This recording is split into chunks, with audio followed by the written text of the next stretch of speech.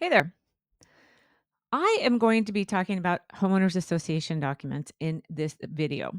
If you're buying or selling or in a homeowners association managed complex community, this video is for you. It will give you just a brief overview of a few of the different kinds of rules, financials, information about the homeowners association. And in this video, I'm going to just give a few quick definitions. I'm also going to give you some explanations for things that, why they are the way they are.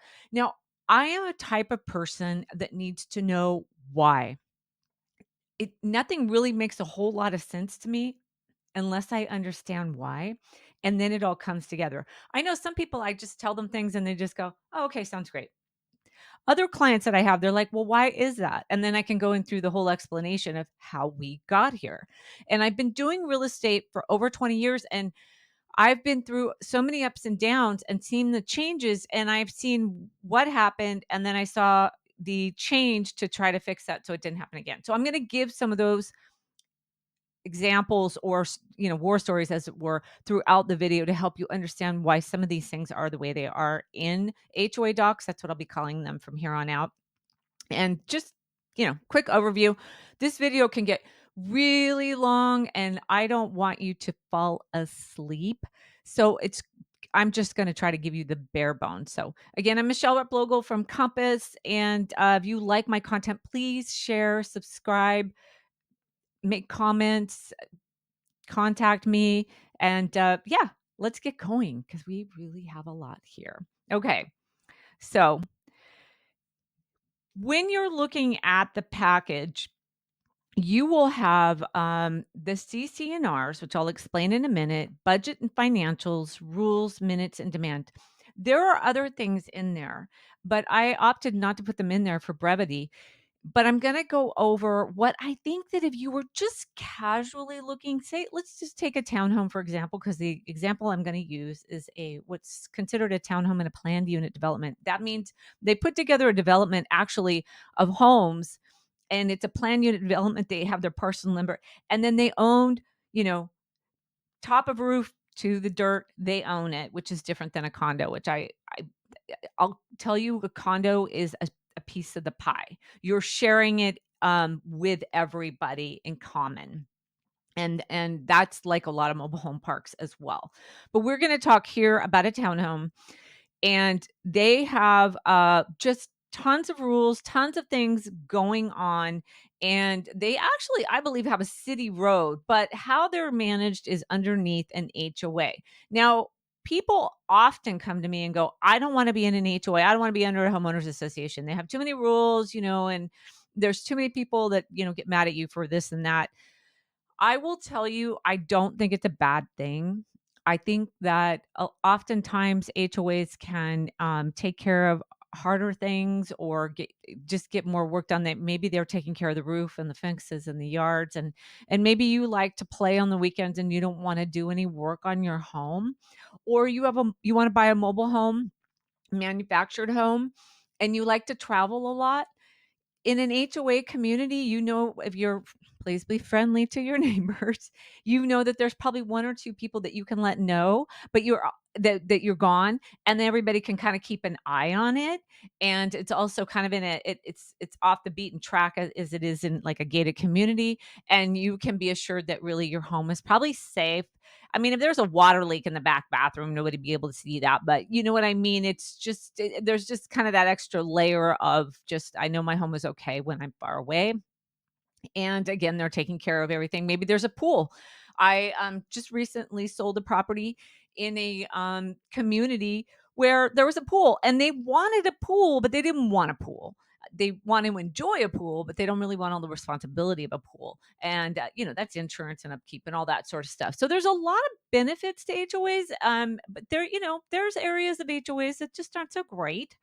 But we're not going to get too much into that. We're just going to get into what you need to really know about an HOA. Just going in, kind of dipping your toe into this kind of community, what you might expect. And in these documents right here, it will be, what's the highlights? Can I get temperature read on how well this property management company and or HOA board is managing this community. Is there any red flags? That's the other thing people tell me about HOAs. Maybe they're not afraid of rules. They're afraid of special assessments, and we will get into those. And they're afraid of not knowing something, which is a home buyer's concern always. I bought this property and I didn't know this.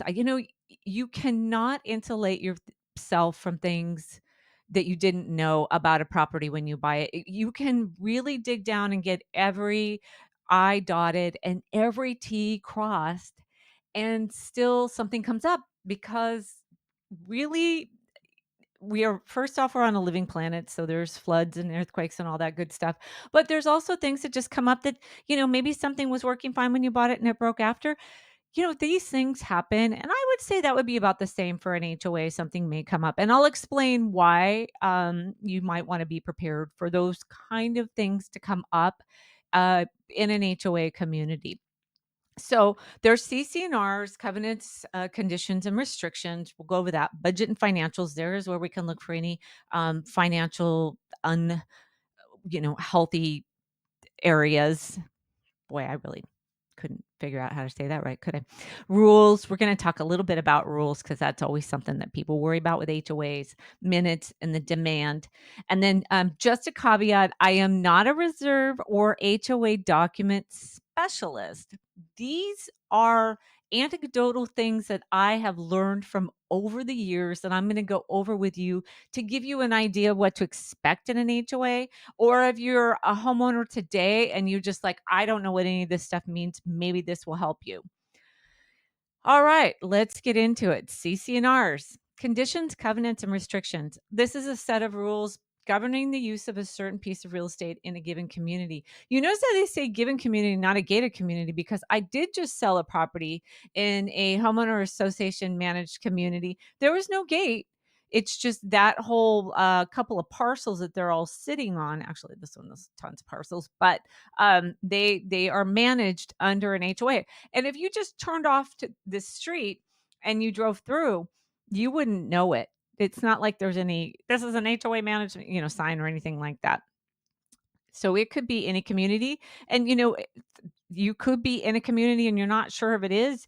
You might want to ask, am I in an HOA? Before you go to see it. This is the beginning page of the HOA, and the reason I wanted to show this is it says amended and restated declaration of covenant conditions and restrictions. So covenants and conditions and restrictions are kind of, here's what you're allowed to do, here's what under what conditions you're allowed to do it in, and then the restrictions of how you can kind of live there. And then this box here is stating that, in the past things have changed. HOAs now have to be very careful about what they say. We did have an era where they were saying who could live there and what color their skin could be. So most HOAs, newer ones especially, but older ones will have that box there stating if something is, doesn't follow federal guidelines. That little box there is protecting the HOA from being sued over what might be in their CC&Rs, but not allowed by law anymore. So this is really small. I don't know how well you can see it. I apologize. I really struggled to get PDFs in here so I could show you an example of the documents. Most presentation software, I've found this to be very difficult. So I'm going to do my best and just go over some explanations here. So a CC&R can regulate the fences around the house, or there's an HOA in our area that doesn't allow fences. So if you want to put up a fence, you'd have to talk to them. The type of garbage cans, whether parties can open a business, in their garage, as it were. You'll see in the articles of the CC&Rs, you'll see the definition. So you're kind of sure what they're talking about. You can look in the definitions. Homeowners Association management and how it works. So this is how the board is elected, how they can get things passed. It's just, it's just kind of the guideline on how an HOA should be run. Property subject to the CC&Rs. You could have a homeowners association with a city or county road running through it. So you'll see a little further down the way, you'll see easements. So the CCNRs will define what is part of this HOA and then what isn't, and what is, easements are for other properties that are linked to this community. That's all in the CCNRs, and sometimes it can get a little hard to read, but you can hopefully ask your real estate agent or such as me, what are they talking about here? Because as much as I read them, sometimes I don't always know and I have to ask. But on top of that, there's gonna be a lot of paragraphs, descriptions, legalese that can be a little hard to read, and then once you stop reading these HOA documents, you never read any of this kind of verbiage again, and you don't know what it is. So, that's a long way of saying that please don't be scared off by a lot of the language here. It can be broken down, and sometimes some of it is broken down further in the HOA documents, in rules and or minutes, where some of it really comes into focus and it makes more sense. But this is like the blueprint from the HOA. How do things work? How are we going to take care of the common areas? This would be, the little parks or pools or walkways between properties, landscaping, parking areas, garbage area, those kinds of things. That's all outlined in here. And it's good. You really want to have a general understanding, because people who want to, not mind the rules, they you can say, "Hey, it's in here." Or if somebody doesn't know the rules, you can say, "Hey, it's in there." It just kind of gives everybody a set of rules of which they're gonna kind of live in this community by. I just wanna touch on a few things that will be definitions and things we'll talk about a little bit more in the other slides here. Is architectural approval. That's something that people don't really like so much, but I will tell you that in the CCNRs, you will find out what the HOA is responsible for. And when you go to get an architectural review for something that you want to do, you can, after reading the CCNRs, you will know what rights you have. It won't be like architectural approval will be used to tell you you can't do something. If you want to put a flat roof in a pitched roof community, obviously they'll probably say no. And if you want to paint your house purple, there's probably something in these CCNRs that says, well, you need to check with us. And that's just to allow this community to maybe not have, circus tents going up. Assessments and liens. Okay, liens are a little tougher to explain in a quick video, but I will tell you assessments are a couple things. So, assessments are often thought of as HOA dues, HOA fees. They are assessments. So if you call the HOA company and they're telling you, well, the assessment is this or that, and you're like, what? No, that's special assessments that you're worried about. That's the over and above. Assessments are what you pay every month. That's an assessment on your property, or even like a tax on your property by the HOA that pays for all the stuff that you may enjoy that the HOA does, the management, the taking care of the common areas. If you are in a HOA that does, the roofing, the building, anything, uh, siding, any of that sort of stuff. Um, that's what your assessments are going towards. Special assessments, and this is what worries most people, are the special assessment for, um, let's give an example. Two communities in Santa Cruz got hit really hard from poor management over 10 years ago. One is about 15, the other one's 10. They just weren't taking care of the siding, and they were responsible for the siding, and there was a lot. I mean, there was so much that their assessments were easily 25 to $50,000. That's a lot.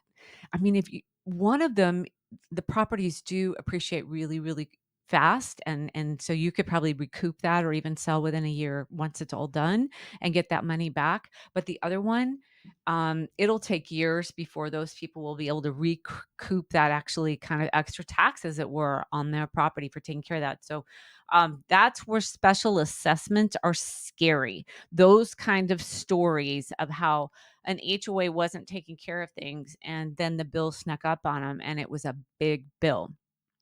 I will show you a few places to see if special assessments have been put on the property or they're coming.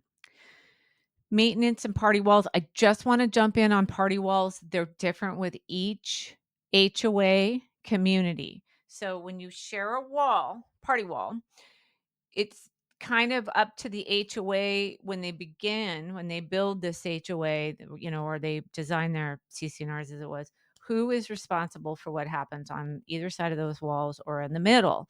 I've been aware of at least 3 where water intrusion has come from another homeowner's unit, and they worked it out. They sued the HOA. Actually, I didn't realize, but all 3 of them all had different situations. One was where, that other owner, they were found to be negligent, and they had to pay to fix everything. I know that one, they were negligent, and the HOA was actually responsible for the damage to the other, the one that didn't cause the damage, or, didn't have the water leaking. They had the water leak into their property. Boy, I'm just not explaining this stuff well. But either way, kind of like the perpetrator and the victim, as it were. And the HOA said, no, we're not responsible for it. And the person who suffered the damage said, oh, yes, you are. Got an attorney, sued the HOA, and the HOA in turn sued the other homeowner. And the person who, suffered the damages, they had to just deal with all that, but then they got everything paid for. So that is something you really want to understand. I haven't seen a whole lot of problems with that in recent years. Yeah, I'll go over a little bit more of other HOA problems from assessment liens and party walls in a little bit. The other thing I just want to touch on really quickly is that understand some HOAs have been very restrictive on how it be that a lender could actually repossess the property if you weren't making the payment on the property. And that has pretty much been rectified in most HOAs where they allow a lender to um, get the property back if they have issues with the person, the mortgagee, actually not paying their bills. But I also want to add on to that after the last mortgage meltdown or housing crisis that we had, HOAs were systematically putting these special assessments from long deferred maintenance and very poor management. And they were coming up with these huge assessments, work they needed to do, and didn't plan for it. And then they were putting them on the property. And then if people weren't paying them, they were foreclosing on these people. That's a simplified version. I mean, there's just tons of stories of this but the reason I bring this up with the mortgage is that now there's a twofold thing happening. HOAs have to be audited to make sure that they are well funded or at least more than 50% funded. They have enough money in reserve to fix what they need to.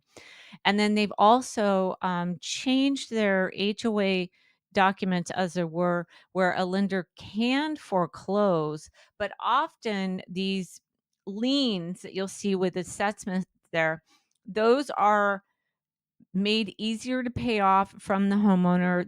The HOA will work things out if there is a very large assessment, and the foreclosures by actual HOAs are, in my estimate, estimation, they are very, very low, if not at all anymore. So there's a couple things that changed because of that last crisis that we had, which are good things. So I mentioned audit. There wasn't an audit in this package, but HOAs are required to have an audit. That's an outside third party that looks at their reserves and looks at what they're responsible for. So they would go to the HOA CCNRs and they would say, okay, you are responsible for fences and you're responsible for painting and you have $5 for a fence and you have $10 for painting. I think you're underfunded. So these are things that change. So I hope all that makes sense. So we started at CCNRs where it kind of gives everything that you need to know, kind of the blueprint for the HOA, how things are going to be handled, the rules, as it were. And then I kind of gave you some definitions and some reasons about why things that they are. And again, why I don't think you should be afraid of HOAs anymore. I think they're much better. Okay. I wasn't able to put budget and financials in here where it would be visible in any shape or form. I did try, but it doesn't really matter. I can just give you the quick overview. So budgets and financials, you will have a reserve study of about 30 years, which is required.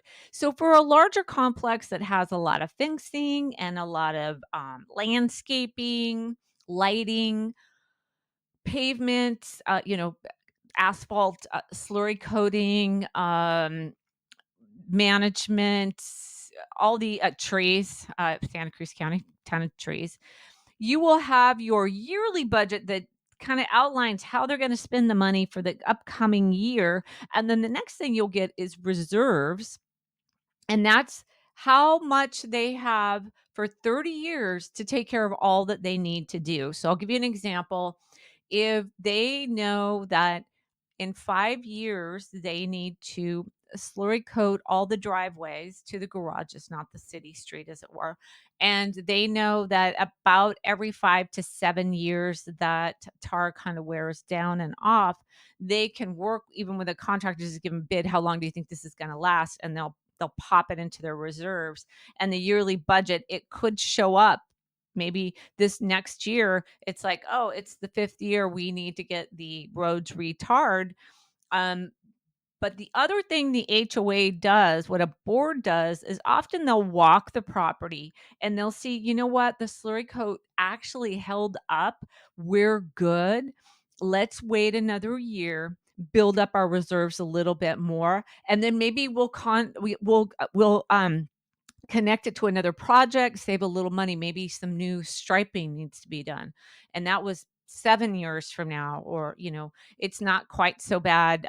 There was some parking striping out on the street or something like that they wanted to do.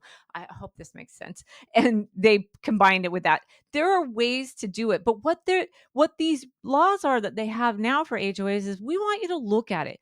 We want you to be sure you have enough money to maintain everything. So we're going to ask you to do reserves, estimate the life of an item, a fence or a road, and then start building up the money to pay for that so you don't have to put on a special assessment. Allow people to enjoy an HOA that takes care of everything under their assessment so they can just, live and not have to worry about any big bills coming. We just went over special assessments versus assessments. Reserves are a great way to go line item by line item to see if they're really budgeting out the money that they're going to need to take care of the community you're looking at. So this is pretty small. I don't know if you'll be able to see it well. I can't barely see it very well.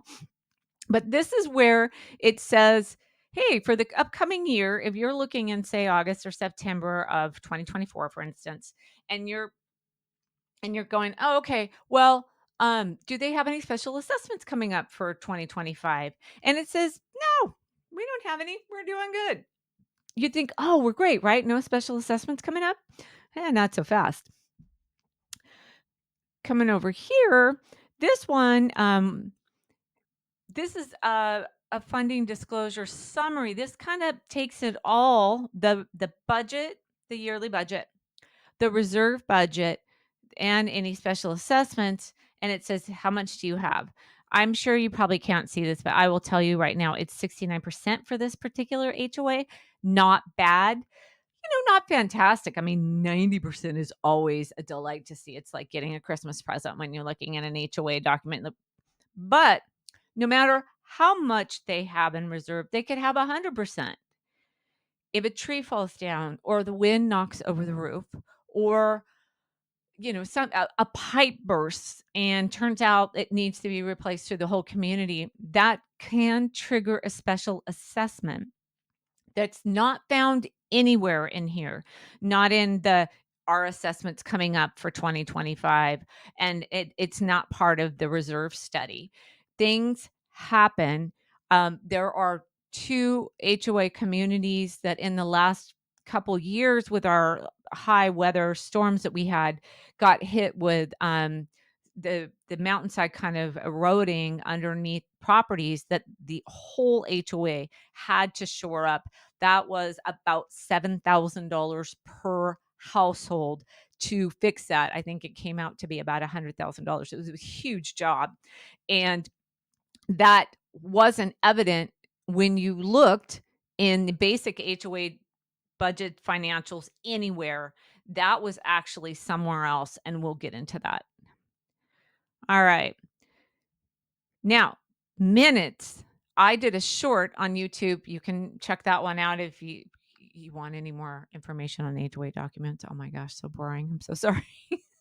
But minutes are the heart. If you imagine the HOA document as being kind of a living thing, I would say the minutes are the heart of it. The CCNRs are kind of like the skin, but the minutes tell you everything you really need to know. They have an agenda. They have old and new business, current issues, member complaints or member suggestions and recommendations, progress on problems, and contractor bids to address those issues or problems. And then it also has an overall tone of how the HOA is being run, how things are being taken care of. And I've noticed this year alone, I've read probably about 6 packages, and I noticed one where I felt like the HOA had just checked out. And there's not COVID. They're having Zoom meetings, and there's not much information in their minutes. So it tells me that HOA is not really well managed at the moment. They might have enough reserves to carry them through to get a better property management company running it or a better board, but that's what I saw in the minutes. So you probably can't see this, and I so apologize. So here's members up here. ARC reports as architectural review reports. And then here are issues that are happening. And then in this page here is how they're kind of what's come up. I think there was some plumbing issues, some fencing issues. I think they also talk about trees in here. Another thing I want you to know about minutes, and we're going to go to this next one. This one is February 24, 26, 2024. So what you need to know about minutes is when you get an HOA package from an HOA management company, more than not, they will give you this package they just prepared for somebody else, and they just kind of throw it at you. They all do it. The minutes are always old. They are always old, and I always have to ask for newer minutes. Some HOAs will say at the very beginning, January, February, or March, this is the first meeting of 4. HOAs that have monthly minutes won't say that, but often you'll find out which ones meet on a more regular basis. But even so, whenever you get an HOA package, I can guarantee you probably don't have the most up-to-date minutes. If it's just given to you, or like me, I ask for them. I know I asked for a few things in an HOA package before I even sent it to my buyers because I could tell some of the stuff was very old. There's also assessment summaries, and this particular one was very old. The one that I just showed earlier, it was like 2 years old, and I asked for a newer one. So just also keep an eye on the dates on these things, but the minutes will give you the overall who's taking care of things, what are they doing. In this particular one for February, I believe they list some contractors they're talking to about issues, and I recognized them all. I knew them all to be good contractors for the work that they were going to do. There's just lots of little nuggets in minutes, and I really recommend, if you're not going to do anything, you don't want to read anything else, read the rules and regulations and read the minutes. And here we're going to finish on the rules. So all occupants are obligated to abide by the CCNRs, but the rules can document even better detail of things that they're concerned about in their community. So the HOA that I kind of based this video on was in a very high UCSC rental market, and they have a lot of issues with noise because, as we know, kids coming out of high school and going to college, just they stay up later. And they have activities that they like to do at night that nobody else likes to do. That includes, I believe, on the rules on this one were car alarms, yelling, anything that people like to do late at night that other people don't like. Um, the other thing you will notice in most HOAs is they will tell you they don't allow rentals for under 30 days. It at least has to be 30 days or more. This particular HOA requires a year or more. So you can rent out your home, but there is a restriction on the length of time. So no Airbnb or short-term rentals in this one. I only know of one HOA in Santa Cruz County that actually allows short-term rentals, but they could have already, I haven't seen their HOA documents in a while. They could have already buttoned that up. Um, and this particular one had tenant rules and pet specifics. Oh, I got a little X in there. But but really, in this particular complex, I wouldn't stress the pet rules too much. But what will happen is, say for instance, it says you can't have a pit bull, and you move in, and for 5 years you have a pit bull on this, you've been there for a really long time, right? And then your dog bites another dog or, God forbid, a person, they will come back and say you are responsible for everything on your own because our rules stated you weren't allowed to have a pit bull, but you never had a problem with it. And it's the best dog in the world. And I love pits. But this particular incident happened and they said, but you didn't follow the rules. And so they will back away from any legal responsibility for that. That's how rules work in an HOA is you can go ahead and sure do it. Nobody's telling you not to. Nobody's standing there going, no, no, no. But if something happens, they're going to go back to the rules and regulations and CCNRs and say, you didn't follow the rules. And we don't have your back. So I'm Michele Replogle. If you have any questions about HOA, I really can't advise if you're living in one now, of course. But if you're looking to buy or sell and you have questions about HOA, I am here for you. And contact me, of course. And I hope you enjoyed this video. Sorry, I stumbled a little bit, but this is a very long one, and there's just so much information here. I kind of trip over my own words. Thank you, and I hope to talk to you soon. Thanks.